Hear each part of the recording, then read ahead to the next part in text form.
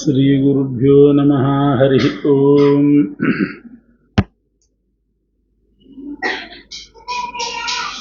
ವಂದೇ ವಂದ್ಯಂ ವಿಧಿಭವಮಹೇಂದ್ರಾದಿವೃಂದಾರಕೇಂದ್ರೈಃ ವ್ಯಕ್ತಂ ವ್ಯಾಪ್ತಂ ಸ್ವಗುಣಗಣತೋ ದೇಶತಃ ಕಾಲತಶ್ಚ ಧೂತಾವದ್ಯಂ ಸುಖಚಿತಿಮಯೈರ್ಮಂಗಲೈರ್ಯುಕ್ತಮಂಗೈಃ ಸಾನಾಥ್ಯನ್ನೋ ವಿದಧದಧಿಕಂ ಬ್ರಹ್ಮನಾರಾಯಣಾಖ್ಯಂ ಭೂಷಾರತ್ನಂ ಭುವನವಲಯಸ್ಯಾಖಿಲಾಶ್ಚರ್ಯರತ್ನಂ ಲೀಲಾರತ್ನಂ ಜಲಧಿದುಹಿತುರ್ದೇವತಾ ಮೌಲಿರತ್ನಂ ಚಿಂತಾರತ್ನಂ ಜಗತಿ ಭಜತಾಂ ಸತ್ಸರೋಜದ್ಯುರತ್ನಂ ಕೌಸಲ್ಯಾಯಾಲಸತು ಮಮ ಹೃನ್ಮಂಡಲೇ ಪುತ್ರರತ್ನಂ ಆಪಾದಮೌಲಿಪರ್ಯಂತಂ ಗುರುಣಾಮಾಕೃತಿಂ ಸ್ಮರೇತ್ ತೇನ ವಿಘ್ನಾಃ ಪ್ರಣಶ್ಯಂತಿ ಸಿದ್ಧ್ಯಂತಿ ಚ ಮನೋರಥಾಃ.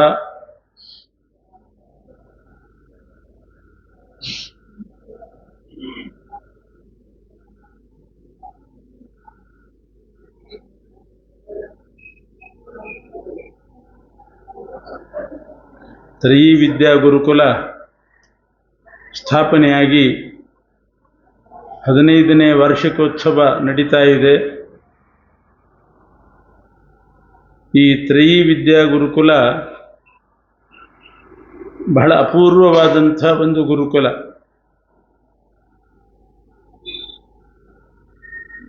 ಯಾಕೆಂದರೆ ಬೇಕಾದಷ್ಟು ವೇದ ಗುರುಕುಲಗಳಿದ್ದಾವೆ, ಆದರೆ ಆ ವೇದ ಗುರುಕುಲಗಳಲ್ಲಿ ವೇದ ಮಾತ್ರ ಅಧ್ಯಯನ ನಡೀತದೆ.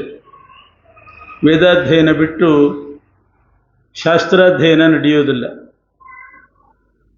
ಕೆಲವು ಕಡೆ ಶಾಸ್ತ್ರಾಧ್ಯಯನ ನಡೀತದೆ, ವೇದಾಧ್ಯಯನ ಇಲ್ಲ. ತರ್ಕಶಾಸ್ತ್ರ ಅಧ್ಯಯನ ನಡೀತದೆ, ವ್ಯಾಕರಣಶಾಸ್ತ್ರ ಗೊತ್ತಿಲ್ಲ. ಇಲ್ಲಿ ಹಾಗಲ್ಲ. ವೇದ, ತರ್ಕ, ವ್ಯಾಕರಣ ಮೂರೂ ಕೂಡ ಇಲ್ಲಿ ನಡೆಯೋದರಿಂದ ಇದು ಒಂದು ರೀತಿ ತ್ರಯೀವಿದ್ಯಾ ಗುರುಕುಲವೇ.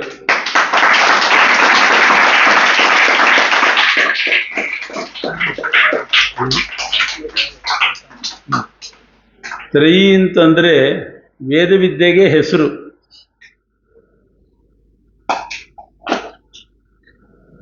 ಸೂರ್ಯೇತು ವಿದ್ಯೆಯ ತ್ರಯ್ಯ ಅಂತ ಭಾಗವತದಲ್ಲಿದೆ. ನಮಗೆ ಜೀವರಿಗೆ ಉಪಾಸನೆ ಮಾಡಲಿಕ್ಕೆ ಅನೇಕ ಸ್ಥಾನಗಳನ್ನು ಹೇಳಿದ್ದಾರೆ. ಎಲ್ಲೆಲ್ಲಿ ಭಗವಂತನ ಉಪಾಸನೆ ಮಾಡಬೇಕು, ಎಲ್ಲೆಲ್ಲಿ ಪೂಜೆ ಮಾಡಬೇಕು ಅಂತ. ಸೂರ್ಯೋಗ್ನಿರ್ ಬ್ರಾಹ್ಮಣೋ ಗಾವಃ ವೈಷ್ಣವಃ ಖಂ ಮರುಜ್ಜಲಂ ಭೂರಾತ್ಮ ಭದ್ರ ಪೂಜಾಪದಾನಿಮೆ. ಮೊದಲನೇ ಪ್ರತೀಕ ಸೂರ್ಯ. ಸೂರ್ಯನ ಪ್ರತೀಕದಲ್ಲಿ ಮೊದಲು ಪೂಜೆ ನಡೀಬೇಕು. ಏನು ಸೂರ್ಯ ಪ್ರತೀಕದಲ್ಲಿ ಭಗವಂತನ ಪೂಜೆ ಎಂದರೆ ಸೂರ್ಯೇತು ವಿದ್ಯೆಯ ತ್ರಯ್ಯ. ತ್ರಯೀ ವಿದ್ಯೆಯಿಂದ ಸೂರ್ಯ ಪ್ರತೀಕದಲ್ಲಿ ಭಗವಂತನ ಪೂಜೆ ನಡೀಬೇಕು. ತ್ರಯೀ ವಿದ್ಯಾ ಅಂತಂದರೆ ವೇದವಿದ್ಯಾ ಅಂತರ್ಥ.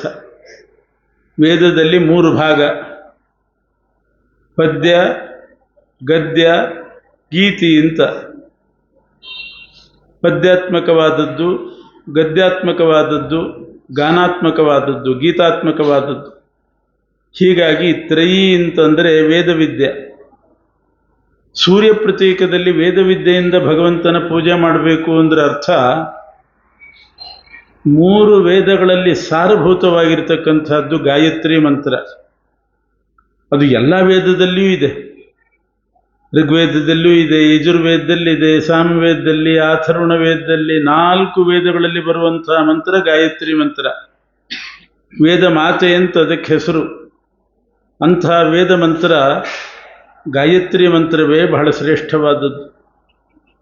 ಗಾಯಂತಂ ತ್ರಾಯತೆ ಯಸ್ಮಾತ್. ಅದನ್ನು ಜಪ ಮಾಡಿದರೆ ನಮಗೆ ರಕ್ಷಣೆ ಕೊಡ್ತಕ್ಕಂಥ ಮಂತ್ರ ಗಾಯತ್ರಿ ಮಂತ್ರ. ಅದನ್ನು ಜಪ ಮಾಡಿದರೆ ಅದೇ ಸೂರ್ಯ ಪ್ರತೀಕದಲ್ಲಿ ಭಗವಂತನ ಪೂಜೆ ಆಗ್ತದೆ ಅಂತ ಹೇಳಿದ್ದಾರೆ. ಸೂರ್ಯೇತು ವಿದ್ಯೆಯಾತ್ರೇಯ. ಅಗ್ನಿ, ಹವಿಷಾಗ್ನವು ಯಜೇತಮಾಂ. ಅಗ್ನಿಯೂ ಕೂಡ ಭಗವಂತನ ಪ್ರತೀಕ. ಅಗ್ನಿಯಲ್ಲಿ ಪೂಜೆ ಆಗಬೇಕು. ಹೇಗೆ ಅಗ್ನಿಯಲ್ಲಿ ಭಗವಂತನ ಪೂಜೆ ಅಂತಂದರೆ ಹವಿಷ ಅಗ್ನವು ಯಜೇತಮಾಂ. ಕೃಷ್ಣ ಹೇಳೋ ಮಾತು. ಹವಿಸ್ಸು ಹಾಕೋದ್ರಿಂದ, ಪ್ರಕ್ಷೇಪದಿಂದ ಅಗ್ನಿಯಲ್ಲಿ ಭಗವಂತನ ಪೂಜೆ ಆಗ್ತದೆ. ಬ್ರಾಹ್ಮಣ, ಸೂರ್ಯೋಗ್ನಿರ್ಬ್ರಾಹ್ಮಣ ಆತಿಥ್ಯೇನತು ವಿಪ್ರಾಗ್ರೇ. ಶ್ರೇಷ್ಠ ಬ್ರಾಹ್ಮಣರಿಗೆ ಅತಿಥಿ ಸತ್ಕಾರ ಮಾಡಬೇಕು. ಅದು ಬ್ರಾಹ್ಮಣ ಪ್ರತ್ಯೇಕದಲ್ಲಿ ಭಗವಂತನ ಪೂಜೆ. ಗೋಶ್ವಂಗ ಯವಸಾದಿನ. ಗೋವುಗಳಿಗೆ ಗೋ ಸೇವೆ ಮಾಡಬೇಕು, ಮೈ ತಿಕ್ಕಬೇಕು, ಅದಕ್ಕೆ ಹಿಂಡಿ ಇಡಬೇಕು, ನೀರು ಕುಡಿಸ್ಬೇಕು. ಅದಕ್ಕೆ ಸ್ವಂತ ಏನೂ ಮಾಡ್ಕೊಳ್ಳಿಕ್ಕೆ ಬರೋದಿಲ್ಲ ಗೋವಿಗೆ, ಮನುಷ್ಯರೇ ಎಲ್ಲ ಮಾಡಬೇಕು. ಅದು ಗೋ ಪ್ರತೀಕದಲ್ಲಿ ಭಗವಂತನ ಪೂಜೆ ಆಗ್ತದೆ. ಸೂರ್ಯೋಗ್ನಿರ್ಬ್ರಾಹ್ಮಣೋ ಗಾವಃ ವೈಷ್ಣವಃ. ಇನ್ನು ವೈಷ್ಣವರು ಕೂಡ ಭಗವಂತನ ಪ್ರತೀಕವೇ. ವೈಷ್ಣವೇ ಬಂಧು ಸತ್ಕೃತ್ಯ. ಯಾರೇ ಒಬ್ಬ ವಿಷ್ಣು ಭಕ್ತನಿರಲಿ, ವಿಷ್ಣು ಸರ್ವೋತ್ತಮತ್ವವಾದಿ ಇರಲಿ, ಅವನು ನಮಗೆ ಬಂಧು ಅಂತ ಭಾವಿಸಬೇಕು. ವೈಷ್ಣವ ಬಾಂಧವ ಸರ್ವೇ. ಎಲ್ಲ ವೈಷ್ಣವರು ಕೂಡ ಬಂಧುಗಳೇ. ಹೀಗೆ ವೈಷ್ಣವರಲ್ಲಿ, ಬಂಧುಗಳಲ್ಲಿ ಮಾಡುವ ಸತ್ಕಾರವನ್ನು ವೈಷ್ಣವರಲ್ಲೆಲ್ಲ ಮಾಡಬೇಕು. ಅದು ವೈಷ್ಣವ ಪ್ರತೀಕದಲ್ಲಿ ಭಗವಂತನ ಪೂಜೆ. ಖಂ ಹೃದಿಖೇ ಧ್ಯಾನ ನಿಷ್ಠಯ. ಖಂ ಅಂದರೆ ಆಕಾಶ, ಹೃದಯಾಕಾಶದಲ್ಲಿ ಭಗವಂತನ ಧ್ಯಾನ ಮಾಡೋದು, ಅದು ಭಗವಂತನ ಪೂಜೆ. ವೈಷ್ಣವ ಖಂ ಮರುತ್. ಮರುತ್ ಅಂದರೆ ವಾಯುದೇವರು. ವಾಯುದೇವರು ಕೂಡ ಒಂದು ಭಗವಂತನ ಪೂಜೆಗೆ ಪ್ರತೀಕವೇ. ವಾಯುದೇವರಲ್ಲಿ ಹೇಗೆ ಪೂಜೆ ಮಾಡಬೇಕು? ವಾಯವು ಮುಖ್ಯ ಧಿಯಾಚೈವ. ಭಗವಂತನಿಗೆ ಮುಖ್ಯ ಪ್ರತೀಕ ವಾಯುದೇವರು ಅಂತ ಅನುಸಂಧಾನ ಮಾಡಿದರೆ, ಅದರಲ್ಲಿ ದಾರ್ಢ್ಯವನ್ನು ಹೊಂದಿದರೆ ಅದೇ ಭಗವಂತನ ಪೂಜೆ ಆಗ್ತದೆ. ಅದಕ್ಕೆ ನಮಸ್ತೆ ವಾಯೋ ತ್ವಮೇವ ಪ್ರತ್ಯಕ್ಷಂ ಬ್ರಹ್ಮಾಸಿ. ವಾಯುದೇವರೇ ನಿಮಗೆ ನಮೋ ನಮಃ. ಯಾಕೆ? ತ್ವಮೇವ ಪ್ರತ್ಯಕ್ಷಂ ಬ್ರಹ್ಮಾಸಿ. ನೀವೇ ಪ್ರತ್ಯಕ್ಷ ಬ್ರಹ್ಮರಾಗಿದ್ದೀರಿ. ಏನರ್ಥ ಪ್ರತ್ಯಕ್ಷ ಬ್ರಹ್ಮರಾಗಿದ್ದೀರಿ ಅಂದರೆ? ಐಕ್ಯ ಹೇಳೋದಲ್ಲ, ನೀವೇ ಪರಬ್ರಹ್ಮನಾಗಿದ್ದೀರಿ ಅಂತ ಅರ್ಥ ಅಲ್ಲ. ಭಗವಂತನ ಮುಖ್ಯ ಪ್ರತಿಮೆಯಾಗಿದ್ದೀರಿ ಅಂತ ಅರ್ಥ. ಪ್ರತಿಮೆಯನ್ನು ಪ್ರತ್ಯಕ್ಷ ಬ್ರಹ್ಮ ಅಂತ ಕರೆಯೋದುಂಟು. ನಮಗೆ ದೇವರ ದರ್ಶನ ಆಯಿತು ಅಂತೀವಿ. ದೇವರ ದರ್ಶನ ಆಯಿತು ಅಂದರೆ ಅರ್ಥ ಏನು? ದೇವರ ಪ್ರತಿಮೆಯನ್ನು ನೋಡ್ತೇವೆ, ದೇವರ ದರ್ಶನ ಆಯಿತು ಅಂತೇವೆ. ಆ ಪ್ರತಿಮೆಯನ್ನು ನೋಡೋದಿದೆಯಲ್ಲ, ಅದೇ ದೇವರ ದರ್ಶನ. ಅಂದರೆ ಭಗವಂತನ ಸನ್ನಿಧಾನಕ್ಕೆ ಮುಖ್ಯ ಪಾತ್ರ ಮುಖ್ಯ ಪ್ರಾಣದೇವ್. ಅದರಿಂದ ಋಗ್ವೇದದಲ್ಲೇ ಒಂದು ಮಂತ್ರ ಬರ್ತದೆ, ಇದಂತೆ ಪಾತ್ರಂ ಅಲ್ವಾ? ಸನಾವಿತ್ತಮಿಂದ್ರ ಪಿಬಾ ಸೋಮಮೇತ್ಕಾಶತಕ್ರತೋ ಪೂರ್ಣ ಆಹಾವೋ ಮಧಿರಸ್ಯ ಮಧ್ವೋ ಯಂ ವಿಶ್ವ ಇದರ್ಹರ್ಯಂತಿ ದೇವಾ. ಮಧ್ವ ಶಬ್ದನೂ ಇದೆ. ಇದಂತೆ ಪಾತ್ರಂ, ಭಗವಂತನ ಸನ್ನಿಧಾನ ಪಾತ್ರ ಈ ರೂಪ, ಮಧ್ವರೂಪ ಅಂತ ಅದಕ್ಕೆ ಅರ್ಥ. ವಾದಿರಾಜ ಸ್ವಾಮಿಗಳು ಬರೀತಾರೆ. ಆದ್ದರಿಂದ ಭಗವಂತನ ಸನ್ನಿಧಾನ ಪಾತ್ರ ಮುಖ್ಯ ಪ್ರಾಣದೇವರು. ವಾಯವು ಮುಖ್ಯ ಧಿಯಾಚೈವ ಅಂತಂದರೆ ವಾಯುದೇವರೇ ಮುಖ್ಯ ಪ್ರತೀಕ. ಅದನ್ನೇ ಪ್ರತ್ಯಕ್ಷ ಬ್ರಹ್ಮ ಅಂತ ಹೇಳೋದು. ಹೀಗೆ ಸೂರ್ಯೋಗ್ನಿರ್ಬ್ರಾಹ್ಮಣೋ ಗಾವಃ ವೈಷ್ಣವ ಖಂ ಮರುಜ್ಜಲಂ. ನೀರು, ನೀರಿನಲ್ಲಿ ಭಗವಂತನ ಪೂಜೆ ಮಾಡೋದು ಅಂದರೆ ಅರ್ಘ್ಯ ಕೊಡೋದು. ನೀರಿನಲ್ಲಿ ಅರ್ಘ್ಯ ಕೊಟ್ಟುಬಿಟ್ರೆ ಭಗವಂತನ ಪೂಜೆ ಆಗ್ತದೆ. ಭೂಮಿ, ಭೂಮಿಯೂ ಕೂಡ ಭಗವಂತನ ಪ್ರತೀಕವೇ. ಭೂಮಿಯಲ್ಲಿ ಭಗವಂತನ ಪೂಜೆ ಅಂತಂದರೆ ರಂಗವಲ್ಲಿ ಹಾಕೋದು, ಮಂಡಲಗಳನ್ನು ಹಾಕೋದು, ಇದೆಲ್ಲ ಭೂ ಪ್ರತೀಕದಲ್ಲಿ ಭಗವಂತನ ಪೂಜೆ. ಚಕ್ರಾಬ್ಜ ಮಂಡಲ ಬರೆಯೋದು, ಇವೆಲ್ಲವೂ ಕೂಡ ಭೂ ಪ್ರತೀಕದಲ್ಲಿ ಭಗವಂತನ ಪೂಜೆ ಆಗ್ತದೆ. ದೇಹದಲ್ಲಿಯೂ ಕೂಡ ಪರಮಾತ್ಮ ಇದ್ದಾನೆ ಅಂತರ್ಯಾಮಿಯಾಗಿ ಅಂತ ಅನುಸಂಧಾನ ಮಾಡಿದರೆ ದೇಹದಲ್ಲಿಯೂ ಕೂಡ ಈ ಪ್ರತೀಕದಲ್ಲಿಯೂ ಭಗವಂತನ ಪೂಜೆ. ಹೀಗೆ ಅನೇಕ ಪ್ರತಿಮೆಗಳಲ್ಲಿ ಭಗವಂತನ ಪೂಜೆ ಮಾಡಬೇಕು ಅಂತ ಕೃಷ್ಣ ಉಪದೇಶ ಮಾಡಿದ್ದಾನೆ. ತ್ರೈವಿದ್ಯಾ ಗುರುಕುಲದಲ್ಲಿ ಈ ಎಲ್ಲ ಪೂಜೆಯೂ ಕೂಡ ನಡೀತಾ ಇದೆ. ಮೊದಲನೇದಾಗಿ ವೇದವಿದ್ಯಾ ಅಧ್ಯಯನ ನಡೀತಾ ಇದೆ. ಅದನ್ನೇ ಹೇಳಲಿಕ್ಕೆ ಬಂದೆ. ತ್ರಯಿ ಅಂತಂದರೆ ವೇದ ಅಂತ. ಇನ್ನೊಂದು ಅರ್ಥದಲ್ಲಿ ತ್ರಯಿ ಅಂತಂದರೆ ತ್ರಯಾಣಾಂ ಸಮೂಹ, ತ್ರಯಿ ಮೂರರ ಸಮೂಹ ಅಂತ ಅರ್ಥ ಮಾಡಬಹುದು. ವೇದ, ವ್ಯಾಕರಣ, ನ್ಯಾಯಶಾಸ್ತ್ರ. ಕಾಣಾದಂ ಪಾಣಿನೀಯಂಚ ಸರ್ವಶಾಸ್ತ್ರೋಪಕಾರಕಂ ಅಂತಾರೆ. ಕಾಣಾದ ಅಂತಂದರೆ ನ್ಯಾಯಶಾಸ್ತ್ರ, ಪಾಣಿನೀಯ ಅಂದರೆ ವ್ಯಾಕರಣಶಾಸ್ತ್ರ, ಮೀಮಾಂಸಾದಿ ಎಲ್ಲ ಶಾಸ್ತ್ರಗಳಿಗೂ ಬೇಕು. ಸರ್ವಶಾಸ್ತ್ರೋಪಕಾರಕವಾದದ್ದು ಅದೆರಡರ ಅಧ್ಯಯನ ನಡೀತಾ ಇದೆ. ಮೂಲಭೂತವಾದದ್ದು ವೇದ. ಅದು ಒಂದು ಸರಸ್ವತೀ ದೇವಿ. ವೇದ ಒಟ್ಟು ವಿದ್ಯಾ ಅಂದರೆ ಸರಸ್ವತಿ ಅಂತ ಭಾವಿಸಿದರೆ ಅದರ ಮೌಲ್ಯ ಸ್ಥಾನದಲ್ಲಿರ್ತಕ್ಕಂಥದ್ದು ವೇದ ಅಂತ. ಅಷ್ಟು ದೊಡ್ಡ ಸ್ಥಾನ ಅದಕ್ಕಿದೆ. ಅಂಥ ವೇದದ ಅಧ್ಯಯನವೂ ಕೂಡ ನಡೀತಾ ಇದೆ.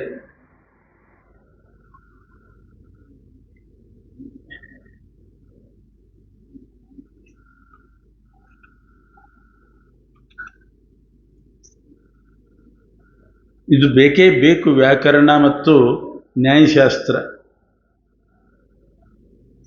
ನ್ಯಾಯಶಾಸ್ತ್ರದಿಂದ ಬುದ್ಧಿ ತೀಕ್ಷ್ಣ ಆಗ್ತದೆ. ನ್ಯಾಯಶಾಸ್ತ್ರದ ಸಿದ್ಧಾಂತ ಬೇಡ ನಮಗೆ. ಪ್ರಾಚೀನ ನ್ಯಾಯ, ನವೀನ ನ್ಯಾಯ ಅಂತಿದೆ. ಪ್ರಾಚೀನ ನ್ಯಾಯದಲ್ಲಿ ಸಿದ್ಧಾಂತಗಳನ್ನು ಹೇಳ್ತಾರೆ, ನವೀನ ನ್ಯಾಯದಲ್ಲಿ ಪರಿಷ್ಕಾರಗಳನ್ನು ಹೇಳ್ತಾರೆ. ಅದರ ಶೈಲಿನೇ ಬೇರೆ. ನವೀನ ನ್ಯಾಯ ಅದ್ಭುತವಾದಂಥ ಒಂದು ಶೈಲಿಯಲ್ಲಿ ಪರಿಷ್ಕಾರಗಳನ್ನು ಮಾಡ್ತಾ ಹೋಗ್ತಾರೆ. ಅಂಥದ್ದು ಬುದ್ಧಿ ಅದು ನಿಶ್ಚಿತವಾಗಲಿಕ್ಕೆ ಬಹಳ ಸಹಕಾರಿಯಾಗ್ತದೆ ನ್ಯಾಯಶಾಸ್ತ್ರ. ವ್ಯಾಕರಣಶಾಸ್ತ್ರ ಇಲ್ಲದೆ ಇದ್ದರಂತೂ ಅಪಹಸನೀಯನಾಗ್ತಾನೆ ವ್ಯಕ್ತಿ. ಪಠಪುತ್ರ ವ್ಯಾಕರಣಂ ಅಂತಾರೆ. ಪುತ್ರ, ತಂದೆ ಹೇಳೋದಂತೆ ಮಗನಿಗೆ, ಮೊದಲು ವ್ಯಾಕರಣ ಅಧ್ಯಯನ ಮಾಡು ನೀನು. ಯಾಕೆ? ವ್ಯಾಕರಣ ಸರಿಯಾಗಿ ಅಧ್ಯಯನ ಮಾಡದೇ ಇದ್ದರೆ ಸ್ವಜನ ಶ್ವಜನ ಆಗ್ತಾನೆ, ಸಕೃತ್ ಶಕೃತ ಆಗ್ತದೆ. ಅರ್ಥನೇ ವ್ಯತ್ಯಾಸ. ಸರಿಯಾಗಿ ಉಚ್ಚಾರಣೆ ಮಾಡಲಿಕ್ಕೆ ಬರದೇ ಇದ್ದರೆ, ಸ್ವಜನ ಅಂತ ಹೇಳಲಿಕ್ಕೆ ಬರದೇ ಇದ್ದರೆ ಅಲ್ಲಿ ಶ್ವಜನ ಅಂದರೆ ಅರ್ಥ ಏನಾಗ್ತದೆ? ಸ್ವಜನರು ಅಂದರೆ ನಮ್ಮವರು ಅಂತ ಅರ್ಥ. ಶ್ವಜನ ಅಂತ ಹೇಳಿಬಿಟ್ರೆ ನಾಯಿ ಅಂತ ಅರ್ಥ ಆಗ್ತದೆ. ಸಕೃತ್ ಶಕೃತ್. ಶಕೃತ್ ಅಂತಂದರೆ ಗೋಮಯ, ಅದು ಮಲ. ಸಕೃತ್ ಅಂತಂದರೆ ಸಕೃತ್ ಚಾಂಬೂಲ ಚರ್ವಣಾತ್ ಅಂತಾರೆ, ಒಂದು ಬಾರಿ ಅಂತ ಅರ್ಥ. ಹೀಗೆ ಸಕೃತ್ ಶಕೃತ್ ಇತ್ಯಾದಿ ಶಬ್ದಗಳ ವರ್ಣಗಳ ಜ್ಞಾನ ಅದು ಬೇಕೇ ಬೇಕಾಗ್ತದೆ. ಅದು ವ್ಯಾಕರಣದಿಂದ ಬರ್ತಕ್ಕಂಥದ್ದು. ಒಂದು ವಿನೋದಕ್ಕೋಸ್ಕರ ಒಂದು ಶ್ಲೋಕ ಹೇಳ್ತಾ ಇರ್ತಾರೆ ವೈಯಾಕರಣರು. ಒಬ್ಬ ಸಾಧಾರಣ ಮನುಷ್ಯ ಒಂದು ಕನ್ಯೆಯನ್ನು ಮದುವೆ ಮಾಡ್ಕೊಳ್ಳಿಕ್ಕೆ ಹೋದನಂತೆ. ಆ ಕನ್ಯೆ ವಿದುಷಿ, ವ್ಯಾಕರಣ ವಿದುಷಿ, ಸಂಸ್ಕೃತ ವಿದುಷಿ, ಒಳ್ಳೆ ಚೆನ್ನಾಗಿ ಸಂಸ್ಕೃತ ಬಲ್ಲವಳು. ವರನನ್ನು ಪರೀಕ್ಷೆ ಮಾಡಿದ್ಲಂತೆ. ವಿದ್ಯಾವಂತ ಹೌದೋ ಇಲ್ವೋ, ವ್ಯಾಕರಣ ಬರ್ತದೋ ಇಲ್ವೋ ಅಂತ ಪರೀಕ್ಷೆ ಮಾಡಿದ್ಲು. ಇಷ್ಟೇ ಬಹಳ ಸಣ್ಣ ಪ್ರಶ್ನೆ ಕೇಳಿದ್ಲಂತೆ. ವಿಹಸ್ಯ, ಇದೇನು ಸ್ವರೂಪ ಅಂತ ಕೇಳಿದ್ಲು. ಷಷ್ಠಿ ವಿಭಕ್ತಿ ಏಕವಚನ ಅಂದ ಅವನು. ವಿಹಸ್ಯ.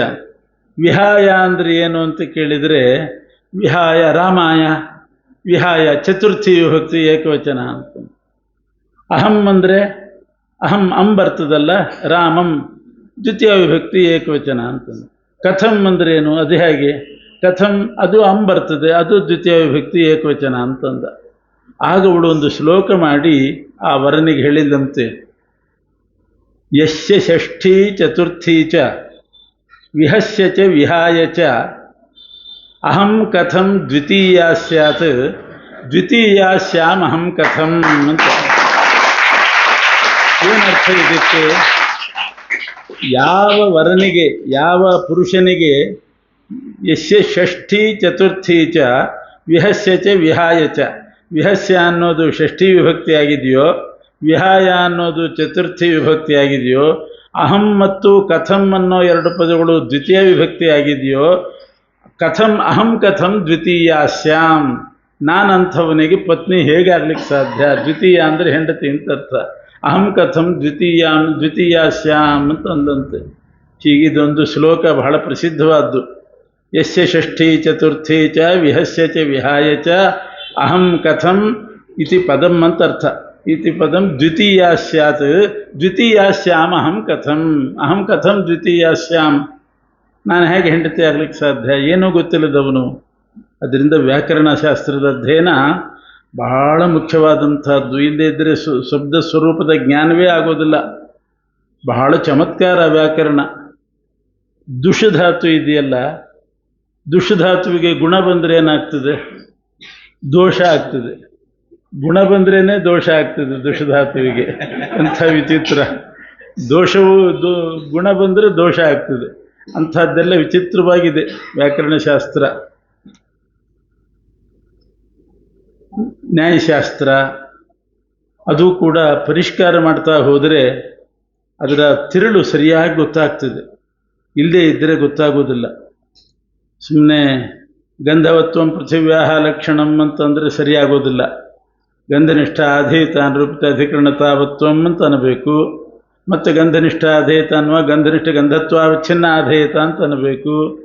ಅವೆಲ್ಲ ಪರಿಷ್ಕಾರ ಬೆಳೀತಾ ಹೋಗ್ತದೆ. ಪರ್ಯಾಪ್ತಿ ಸಂಬಂಧ ಅಂತ ಒಂದು ಬೇರೆ ಹಾಕ್ತಾರೆ. ಆ ಪರ್ಯಾಪ್ತಿ ಸಂಬಂಧ ಪರ್ಯಾಪ್ತಿ ನಿಯೋಗಿತಾವಚ್ಛೇದಕ, ಏಕತ್ವ ಆಗಬೇಕು, ದ್ವಿತ್ವ ಆಗಿರ್ತದೆ. ಹೀಗೆಲ್ಲ ತರ್ಕಶಾಸ್ತ್ರ ಬಹಳ ಕ್ಲಾರಿಟಿ ತಂದು ಕೊಡ್ತದೆ. ಇಂಥದ್ದು ಸಂಸ್ಕೃತದ ವೈಶಿಷ್ಟ್ಯ ಇದು. ಹಿಂದಿನ ಕಾಲದಲ್ಲಿ ಸಂಸ್ಕೃತ ಭಾಷೆ ಅಧ್ಯಯನ ಮಾಡಿದ ಪಂಡಿತರುಗಳು ಇದ್ದರು.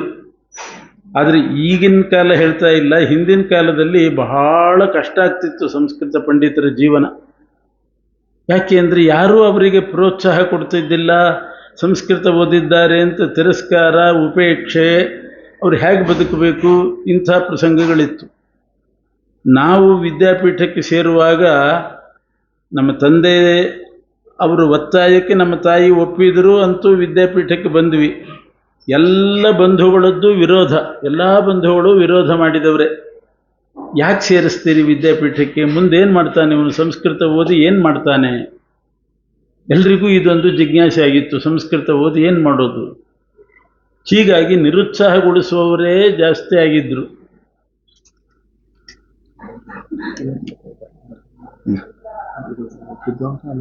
ಸಾಕು. ಇಂಥ ಪ್ರಸಂಗ ಇತ್ತು. ಒಬ್ಬರಂತೂ ನಮ್ಮ ಹತ್ರ ಬಂಧುಗಳಲ್ಲೇ ಒಬ್ಬರು ಆಧುನಿಕ ವಿದ್ಯೆ ಓದಿ ಒಂದು ಆಫೀಸರ್ ಅಂತ ಆದವರು ಕೇಳಿದ್ರು, ಏನು ಮಾಡ್ತಿದ್ದೀರಿ? ವಿದ್ಯಾಪೀಠದಲ್ಲಿ ಓದ್ತಾ ಇದ್ದೀವಿ.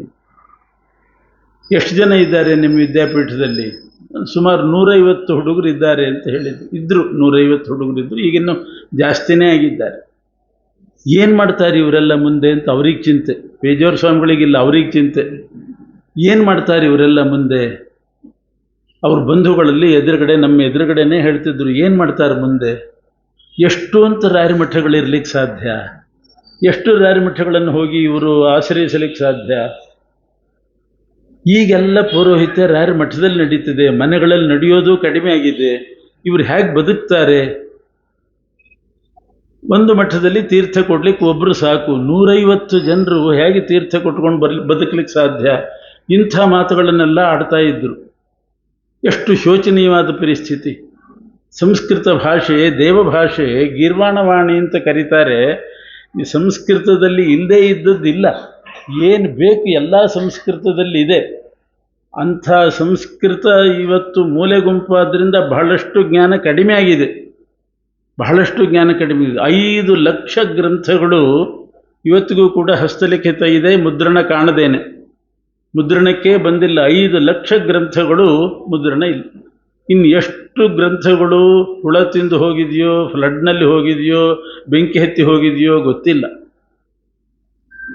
ಅಂಥ ಗ್ರಂಥಗಳು ಎಂಥೆಂಥ ಜ್ಯೋತಿಷ್ಯ ಗ್ರಂಥಗಳಿತ್ತು, ಜ್ಯೋತಿಷ ಗ್ರಂಥಗಳು ಬೇಕಾದಷ್ಟು ಅದ್ಭುತವಾದಂಥ ಗ್ರಂಥಗಳು ಇವೆಲ್ಲ ಲೋಪ ಆಗಿಬಿಟ್ಟಿದೆ. ಯಾಕೆ ಅಂದರೆ ಅಧ್ಯಯನ ಮಾಡೋರಿಲ್ಲ. ಆದ್ದರಿಂದ ಹಾಗೇ ಒಂದು ಸಲ ತರ್ಕ ವ್ಯಾಕರಣ ಎಲ್ಲವೂ ಕೂಡ ಲೋಪ ಆಗಿಬಿಟ್ರೆ, ವೇದವೇ ಲೋಪ ಆಗಿಬಿಟ್ರೆ ಮನುಷ್ಯನ ಗತಿ ಏನು? ಒಬ್ಬ ರಾಜ ಹೇಳ್ತಾನೆ, ನಾನು ಶಿರಬಾಗಿ ನಮಸ್ಕಾರ ಮಾಡೋದಾದರೆ ಬ್ರಾಹ್ಮಣರಿಗಲ್ಲದೆ ಇನ್ಯಾರಿಗೆ ಮಾಡಲಿ, ನಾನು ಬ್ರಾಹ್ಮಣರಿಗೇ ಶಿರಬಾಗೋದು. ನಾನು ಎಂಥ ಬ್ರಾಹ್ಮಣರಿಗೆ? ವೇದ ಓದಿದ ಬ್ರಾಹ್ಮಣರಿಗೆ ನಾನು ಶಿರಬಾಗೋದು. ಯಾಕೆ ಯಾಕೆ ಅಂತ ಕಾರಣ ಹೇಳಬೇಕು. ಯಾಕೆ? ನಿಮಗೆಲ್ಲ ಗೊತ್ತಿದೆ ಆ ಶ್ಲೋಕ.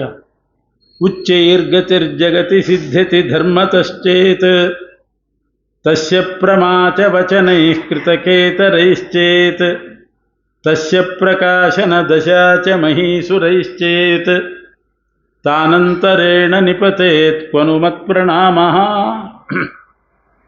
ಇವತ್ತು ಒಬ್ಬ ವ್ಯಕ್ತಿ ಉನ್ನತ ಸ್ಥಾನಕ್ಕೆ ಬಂದಿದ್ದಾನೆ ಅಂತಂದರೆ ಅದರ ಹಿನ್ನೆಲೆಯಲ್ಲಿ ಏನಿದೆ? ಯಾವುದರಿಂದ ಉನ್ನತ ಸ್ಥಾನಕ್ಕೆ ಬಂದ?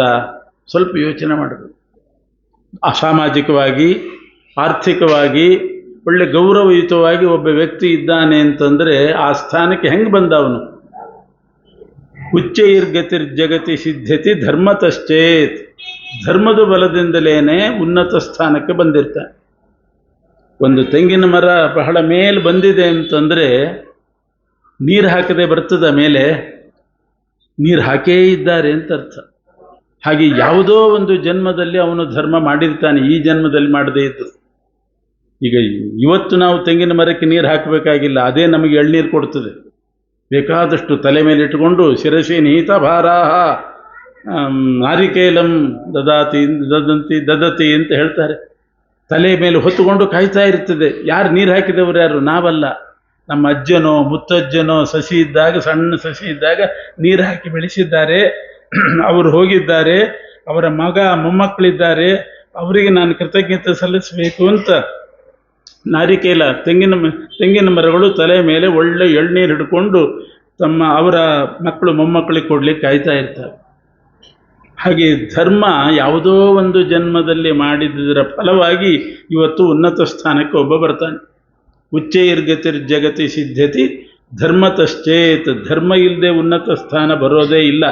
ನೀರು ಹಾಕದೇ ಇದ್ದರೆ ತೆಂಗಿನಕಾಯಿ ಗಿಡ ಮೇಲೆ ಬರೋದೇ ಇಲ್ಲ, ನೀರು ಹಾಕಿದರೆ ಬರೋದು.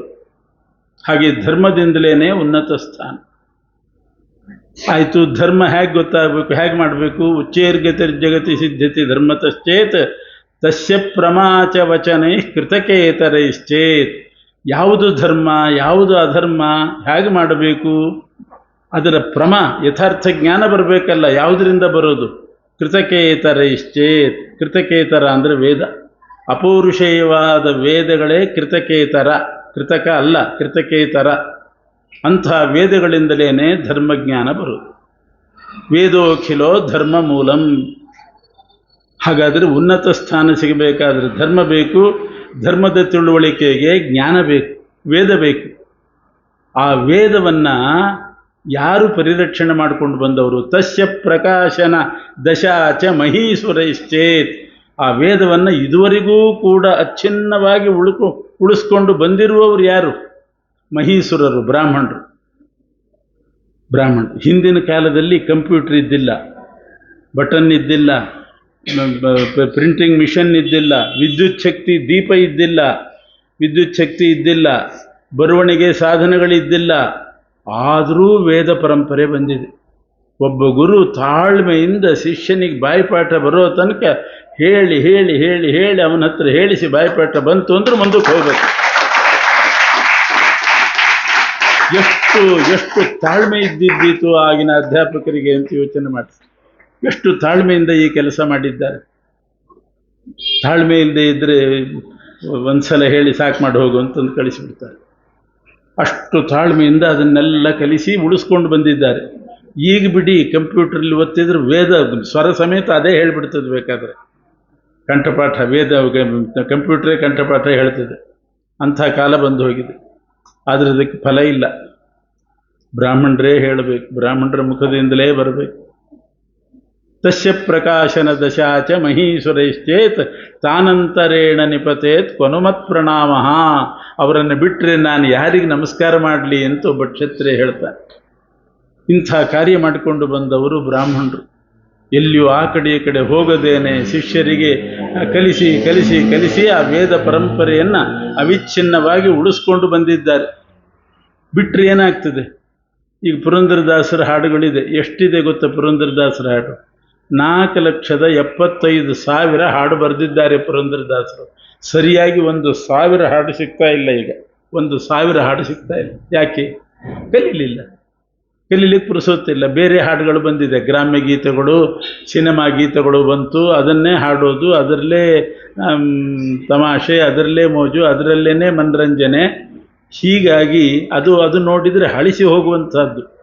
ಇದು ನಿತ್ಯ ನೂತನ ವೇದ ಮಂತ್ರ ಕೇಳ್ರಿ, ಹೊಸ್ತಾಗೇ ಇರ್ತದೆ. ಮತ್ತೆ ಮತ್ತೆ ಕೇಳಬೇಕು ಅಂತಲೇ ಅನಿಸ್ತದೆ. ಆ ಕೇಳೋದ್ರಿಂದಲೇ ಒಂದು ವೈಬ್ರೇಷನ್ ಬರ್ತದೆ. ಸುಮ್ಮನೆ ವೇದ ಮಂತ್ರ ಕೇಳ್ತಾ ಹೋದರೆ ಎಷ್ಟೋ ರೋಗಗಳು ವಾಸಿ ಆಗ್ತದೆ. ಸುಮ್ಮನೆ ಕಿವಿಗೆ ಬಿದ್ದರೆ ಸಾಕು. ಆ ವೇದ ಮಂತ್ರ ಕಿವಿಗೆ ಬಿದ್ದರೆ ಸಾಕು, ಅಷ್ಟು ಪರಿಣಾಮ ಮಾಡ್ತದದು. ಅಂಥದ್ದನ್ನು ಮೂಲೆ ಗುಂಪು ಮಾಡಿ ಯಾವುದ್ಯಾವುದನ್ನೋ ಕಲಿಯಕ್ಕೆ ಹೋಗುವಂಥ ಕಾಲ ಬಂದ್ಬಿಟ್ಟಿದೆ. ಆದ್ದರಿಂದ ತ್ರಿವಿದ್ಯಾ ಗುರುಕುಲ ಒಂದು ಸಂಸ್ಥೆ ಬೆಳೆಸಬೇಕಾದ್ರೆ ಬಹಳ ಕಷ್ಟ ಇದೆ.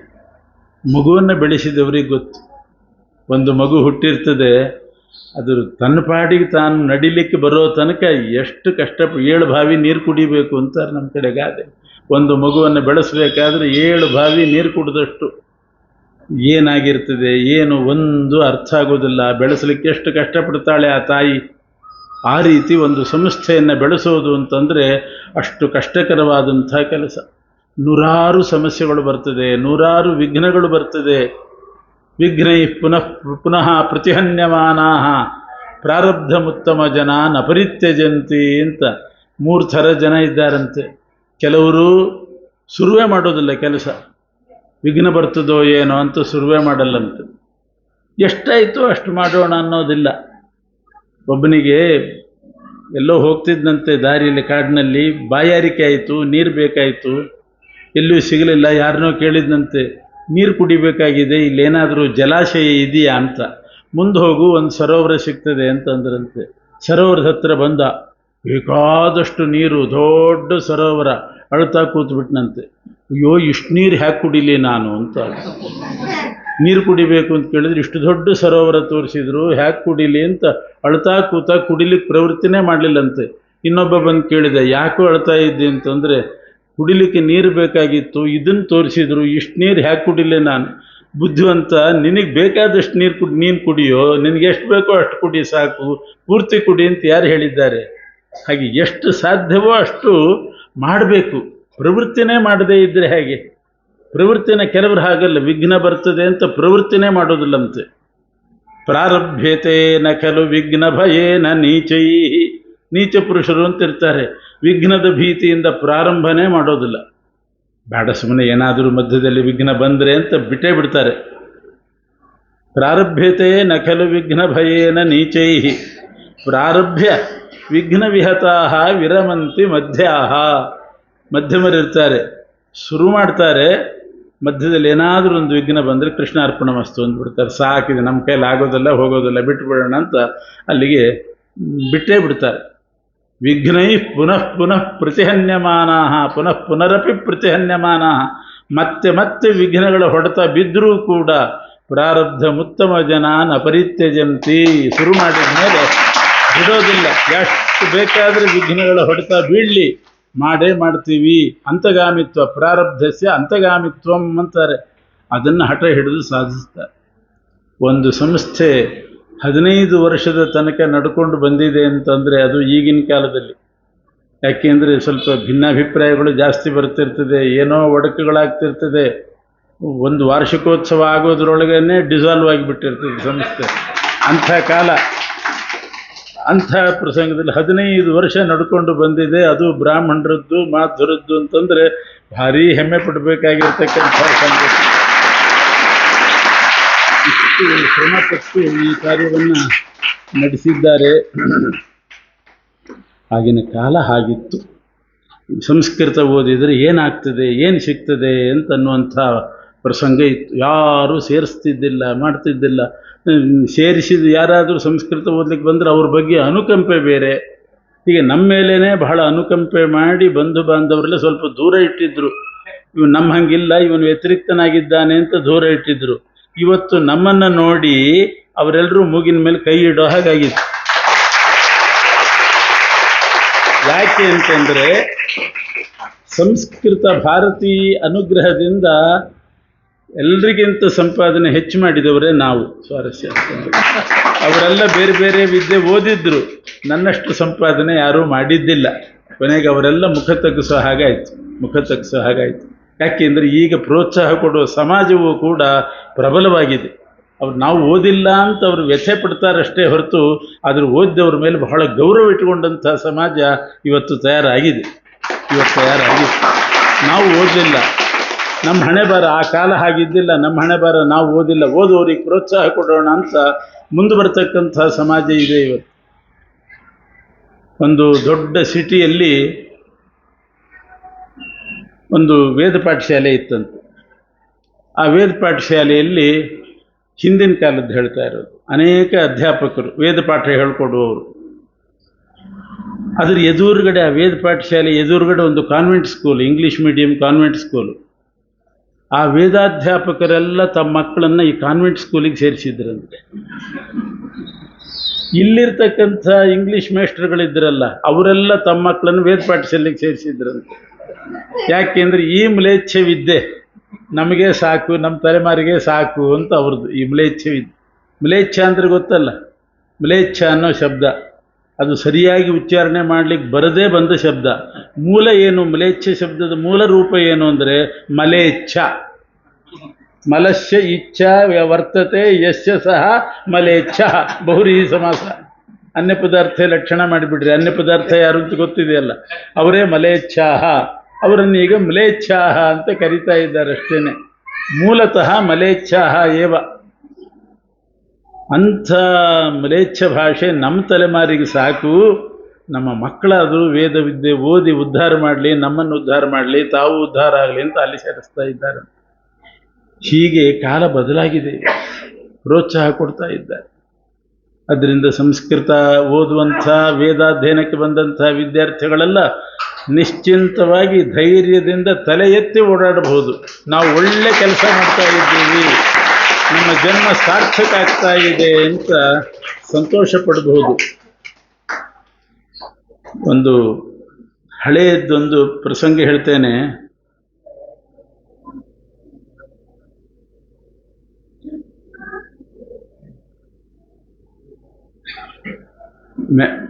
ಮೆಕಾಲೆ ಅಂತ ಒಬ್ಬ ಇದ್ದಂತೆ, ಹಿಂದೆ ಬ್ರಿಟಿಷರವರು. ಅವರ ಆಡಳಿತ ಇಲ್ಲಿ ಬಂದಾಗ ಎಲ್ಲ ಸಂಸ್ಕೃತ ಯೂನಿವರ್ಸಿಟಿಗಳು, ಸಂಸ್ಕೃತ ವಿದ್ಯಾಲಯ, ಸಂಸ್ಕೃತ ಪಾಠಶಾಲಾ ಎಲ್ಲವನ್ನು ಕೂಡ ಮುಚ್ಚಿ ಹಾಕುವ ಪ್ರಯತ್ನ ಮಾಡಿದ್ನಂತೆ. ಯಾವ ಸಂಸ್ಕೃತ ವಿದ್ವಾಂಸರಿಗೂ ಬೆಲೆ ಇಲ್ಲ. ವಿಲ್ಸನ್ ಅಂತ ಮೊದಲೊಬ್ಬ ಆಳ್ತಾ ಇದ್ದಂತೆ, ಪರದೇಶದವನೇ. ಅವನು ಅಭಿಮಾನಿ, ಸಂಸ್ಕೃತ ಅಭಿಮಾನಿ. ಅವನು ಬೇರೆ ದೇಶಕ್ಕೆ ಹೋಗಿಬಿಟ್ಟ. ಮೆಕಾಲೆ ಬಂದ, ಅವನು ಎಲ್ಲ ಸಂಸ್ಕೃತ ಪಂಡಿತರನ್ನು ಧಿಕ್ಕರಿಸಿಬಿಟ್ಟ.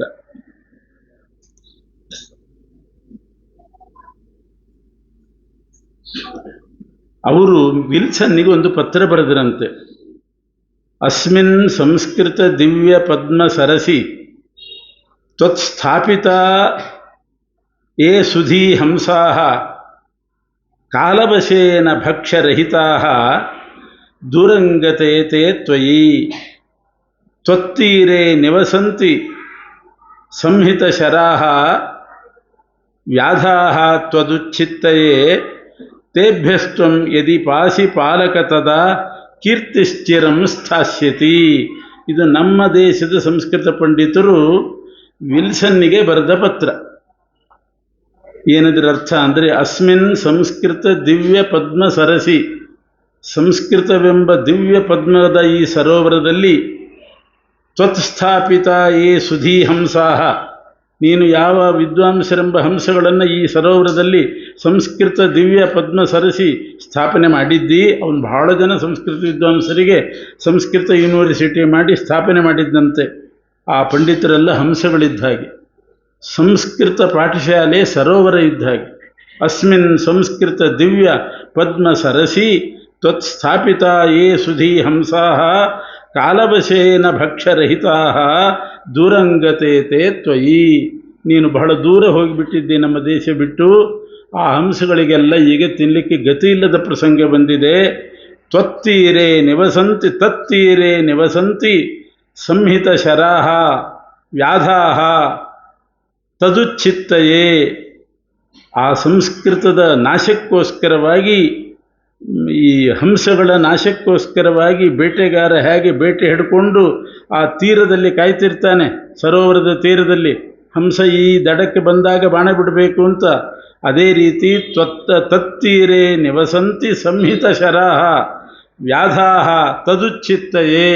ಆ ಸಂಸ್ಕೃತ ನಾಶಕ್ಕೆ, ಸಂಸ್ಕೃತ ಪಂಡಿತರೆಂಬ ಹಂಸಗಳ ನಾಶಕ್ಕೆ ಬಾಣ ಹೂಡಿ ವ್ಯಾಧರು ಅಂದರೆ ಈಗ ಬಂದ ಮೆಕಾಲೆ ಮೊದಲಾದಂಥ ವ್ಯಾಧರು ಕಾಯ್ತಾ ಇದ್ದಾರೆ. ತೇಭ್ಯಸ್ತ್ವಂ ಯದಿ ಪಾಸಿ ಪಾಲಕ, ಅವರಿಂದ ನಮ್ಮನ್ನು ನೀನು ರಕ್ಷಣೆ ಮಾಡಿದರೆ ತದಾ ಕೀರ್ತಿಶ್ಚಿರಂ ಸ್ಥಾಸ್ಯತಿ, ನಿನ್ನ ಕೀರ್ತಿ ಬಹುಕಾಲ ಉಳಿತದೆ, ಅಂಥ ಪ್ರಸಂಗ ಬಂದಿದೆ ನಮಗೆ ಅಂತ ಇಲ್ಲಿ ಅವರು ವಿಲ್ಸನ್ನಿಗೆ ಪತ್ರ ಬರೆದರಂತೆ. ಆಗ ವಿಲ್ಸನ್ನು ವಾಪಸ್ ಒಂದು ಪತ್ರ ಬರೆದನಂತೆ ಈ ಪಂಡಿತರಿಗೆಲ್ಲ. ವಿಧಾತ ವಿಶ್ವನಿರ್ಮಾತ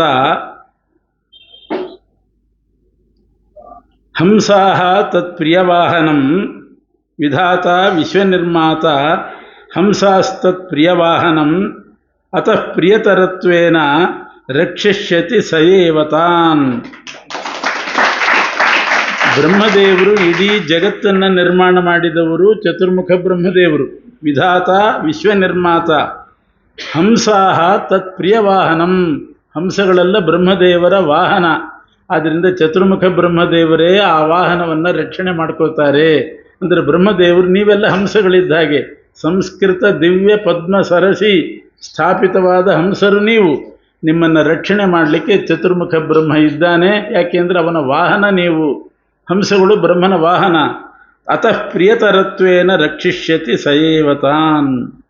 ಅದರಿಂದ ನೀವೇನು ಯೋಚನೆ ಮಾಡಬೇಕಾಗಿಲ್ಲ, ನೀವು ನಿಶ್ಚಿಂತರಾಗಿರ್ರಿ, ದೇವರು ನಿಮ್ಮನ್ನು ಕಾಪಾಡ್ತಾನೆ ಅಂತ ಅಸಹಾಯಕನಾಗಿ ವಿಲ್ಸನ್ ಬರೆದಿರ್ತಕ್ಕಂಥ ಪತ್ರ ಇದು. ಇದು ಪರಕೀಯರು ಆಳುವಾಗ ನಡೆದಂಥ ಪರಿಸ್ಥಿತಿ. ಇನ್ನು ಸಂಸ್ಕೃತ ಭಾರತೀಯೇ ಎಲ್ಲ ವಿದ್ಯಾರ್ಥಿಗಳು ಸತ್ಪ್ರಜೆಗಳನ್ನು ಕುರಿತು ಪ್ರಾರ್ಥನೆ ಮಾಡಿದ ಮಾತು. ಭೋ ಭೋ ಭಾರತ ಭೂಮಿಜಾಹ ಶೃಣುತ ಮೇ ದೀನಾಂ ಮುಹುಃ ಪ್ರಾರ್ಥನಾಂ. ಭೋ ಭೋ ಭಾರತ ಭೂಮಿಜಾಹ, ಭಾರತ ಭೂಮಿಯಲ್ಲಿ ಹುಟ್ಟಿದಂಥ ಸಜ್ಜನರೇ, ಶೃಣುತ ಮೇ ದೀನಾಂ ಮುಹುಃ ಪ್ರಾರ್ಥನಾಂ, ದೀನವಾದ ನನ್ನ ಪ್ರಾರ್ಥನೆಯನ್ನು ಕೇಳ್ರಿ. ಕಸ್ಮಾನ್ ಮಾಂ ಅಪಹಾಯ ಪೂರ್ವಪುರುಷೈ ಸಸ್ನೇಹಂ ಆಸೇವಿತಾಂ. ಪೂರ್ವಪುರುಷೈ ಸಸ್ನೇಹಂ ಆಸೇವಿತಾಂ, ಹಿಂದಿನವರೆಲ್ಲ ನನ್ನನ್ನು ಆದರದಿಂದ ಸೇವೆ ಮಾಡಿಕೊಂಡು ಬಂದಿದ್ದಾರೆ. ಅಂಥ ನನ್ನನ್ನು ಅಪಹಾಯ ಬಿಟ್ಟು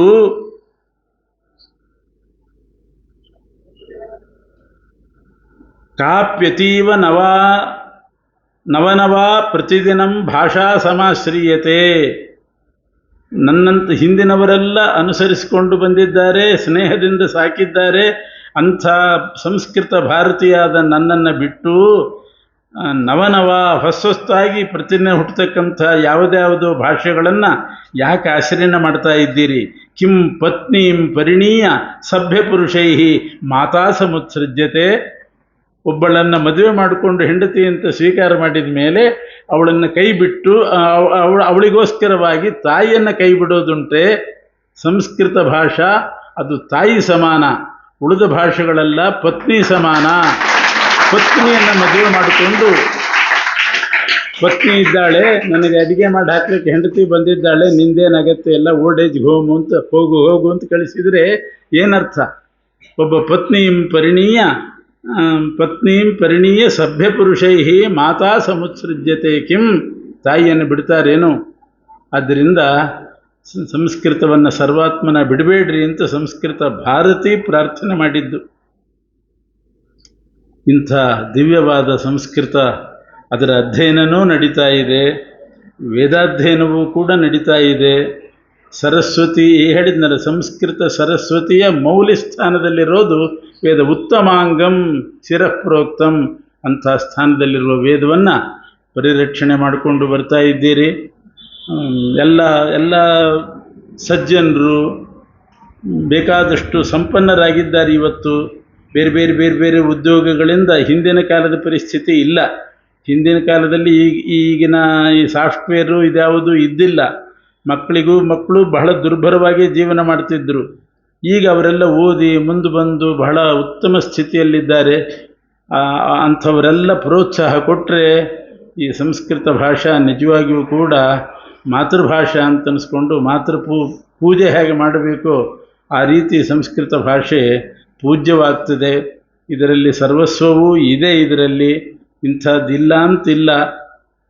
ಅಷ್ಟು ದಿವ್ಯವಾದಂಥ ಭಾಷೆ. ಇದನ್ನು ಓದಿದ್ರೆ ಅದೇ ಆ ಸಂಸ್ಕೃತದ ಸ್ಥಾನ ಹೇಳೋದು ಹೀಗಿದೆ.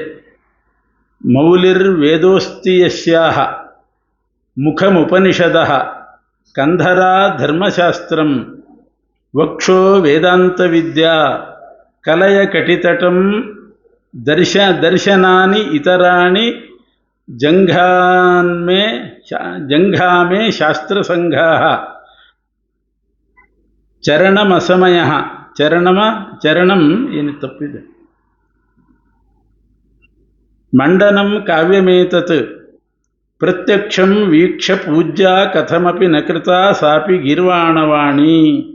ಗೀರ್ವಾಣವಾಣಿ ಅಂದರೆ ಸರಸ್ವತಿಯ ಪ್ರತಿಮೆ. ಮೌಲಿರ್ವೇದೋಸ್ತಿ ಯಸ್ಯಾಹ, ವೇದವು ಸಂಸ್ಕೃತ ಸರಸ್ವತಿಯ ಮೌಲಿ, ತಲೆ. ಮುಖಮುಪನಿಷದಃ, ಉಪನಿಷತ್ತು ಮುಖಸ್ಥಾನೀಯ, ಬಾಯಿ. ಕುತ್ತಿಗೆ ಸ್ಥಾನದಲ್ಲಿರೋದು ಧರ್ಮಶಾಸ್ತ್ರ, ಎದೆ ಸ್ಥಾನದಲ್ಲಿರೋದು ವೇದಾಂತ ವಿದ್ಯಾ. ವಕ್ಷೋ ವೇದಾಂತ ವಿದ್ಯಾ. ಮೌಲಿರ್ವೇದೋಸ್ತಿ ಯಸ್ಯಾಹ ಮುಖಮುಪನಿಷದಃ ಕಂಧರಾ ಧರ್ಮಶಾಸ್ತ್ರಂ ವಕ್ಷೋ ವೇದಾಂತ ವಿದ್ಯಾ ಕಲಯ ಕಟಿತಟಂ ದರ್ಶನಾನೀತರಾಣಿ. ಬೇರೆ ದರ್ಶನಗಳೆಲ್ಲ ಕಟಿತಟಂ ಇತಿ ಕಲಯ. ಜಂಘಾನ್ಮೇ ಶಾಸ್ತ್ರಸಂಘಾಃ, ಶಾಸ್ತ್ರಸಂಘಾನಾಗಬೇಕು. ಶಾಸ್ತ್ರಸಂಘಗಳೆಲ್ಲ ಜಂಘ ಇದ್ದ ಹಾಗೆ. ಜಂಘಾಮೇ ಶಾಸ್ತ್ರಸಂಘಾಃ.